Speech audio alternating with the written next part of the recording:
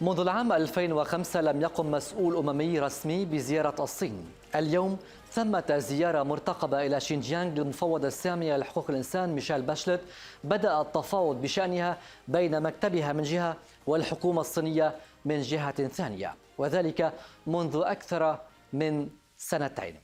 وكانت ميشيل باشليت قالت في مارس الماضي إن المفاوضات أسفرت عن اتفاق حول المعايير التي تحترم منهجية الأمم المتحدة، بما في ذلك الوصول غير المقيد إلى مجموعة واسعة من الجهات الفاعلة وضمنهم المجتمع المدني.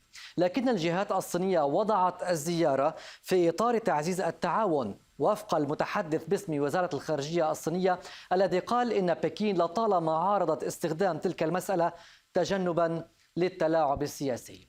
ففي أي ظروف تتم تلك الزيارة؟ هل تتمكن ميشيل باشليت من زيارة الأماكن الحساسة فعلا مثل شينجيانغ وتبيض؟ هل تتمكن أيضا من مقابلة من تريد؟ أو أن الزيارة ستكون بمثابة تلميع لصورة الصين أمام المجتمع الدولي؟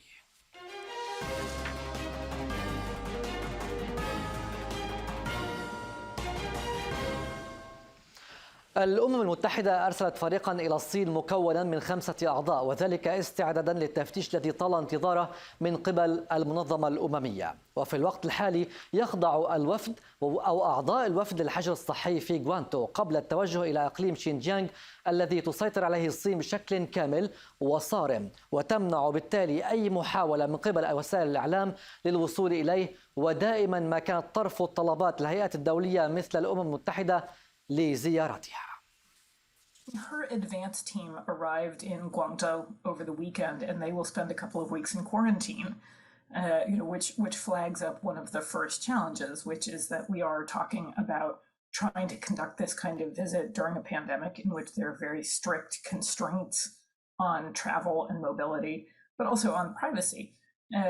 So we've got the concerns about whether she will actually be able to physically visit regions like the Uyghur region, for example, or Tibetan areas. But also, even if she does, whether she'll be able to speak with people freely and whether they will be willing to talk to her to be able to actually document serious human rights violations. And that's before we even get to the question of whether the Chinese government has any intention of taking recommendations that she might make about serious human rights abuses. And the net result is that this visit runs the risk of actually whitewashing the Chinese government's human rights record rather than providing any relief to people who've been horrifically persecuted. لكن في المقابل قال المتحدث باسم وزارة الخارجية الصينية أن الغرض من زيارة المفوضة السامية لحقوق الإنسان ميشيل باشليت هو تعزيز التبادلات والتعاون بين الجانبين، وأشار إلى أن بكين لطالما عارضت استخدام تلك المسألة تجنبا للتلاعب السياسي. في ذلك الوقت يتبين أن الغرض من الزيارة بين مختلف الطرفين متعارض، فالأمم المتحدة تضعه في إطار تقصي الحقائق بينما تضعه الصين في إطار تعزيز التبادل والتعاون. إلا أن السؤال الأهم زيارة من ذلك النوع هل يفسدها التحضير لها قبل فترة من حصولها؟ Having an advance team go is actually a fairly standard part of how these kinds of visits are planned and carried out. But that can go both ways in that it can give a government an opportunity to understand more clearly what exactly a visiting official wants to do and therefore put in place the mechanisms to control it.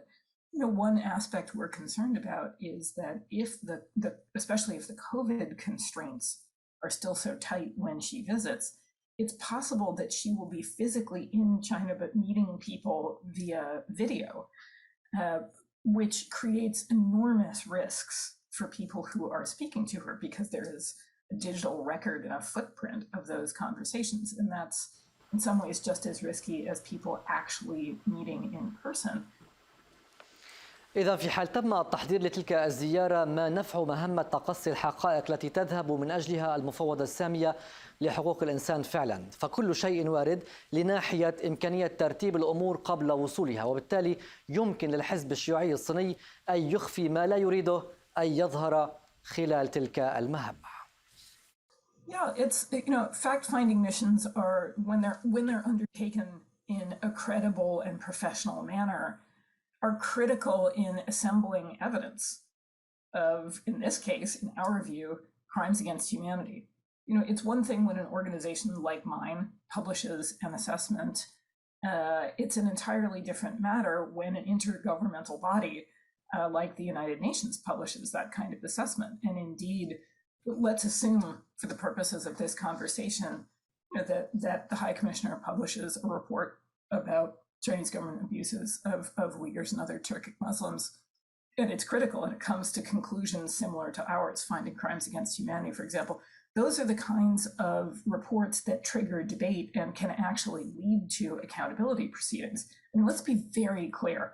If any other government in the world had arbitrarily detained 1 million Muslims, I think we would be having a very different conversation right now about how the world would have responded to that. But because it's the Chinese government, it's escaping any sort of accountability for some of the most serious crimes under international law. And this is why it's critical for a part of the United Nations to weigh in, to assemble that evidence, to bring it forward, and to allow for a debate about whether and how to respond.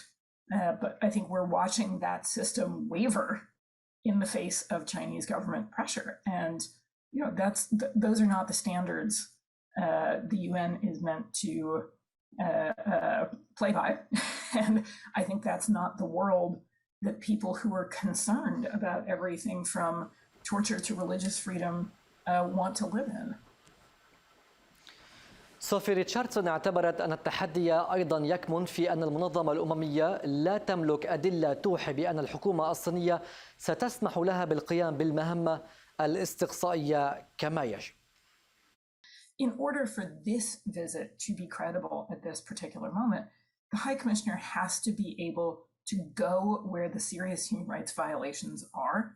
She has to be able to go there and speak to people that she wants to speak to, and to be able to talk to them without fear of reprisals or persecution against them for talking to her.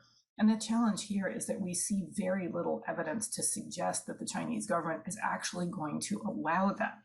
So it's tough because we have called for an international investigation, but what the Chinese government seems to have agreed to, and what we're concerned the High Commissioner herself has agreed to, is a visit that won't really serve the core purpose of investigating and then providing relief from crimes against humanity.